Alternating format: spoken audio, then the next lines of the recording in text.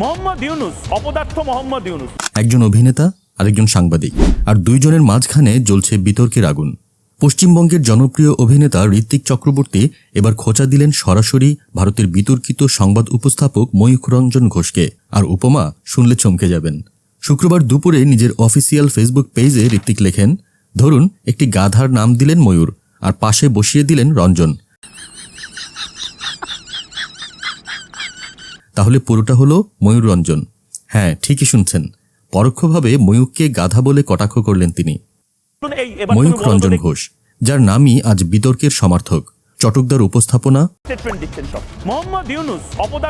উচ্চকণ্ঠ চিৎকার আর পক্ষপাতদুষ্ট খবর পরিবেশনের অভিযোগে দুই বাংলার সাংবাদিকদের কাছেই তিনি বারবার সমালোচনার কেন্দ্রে।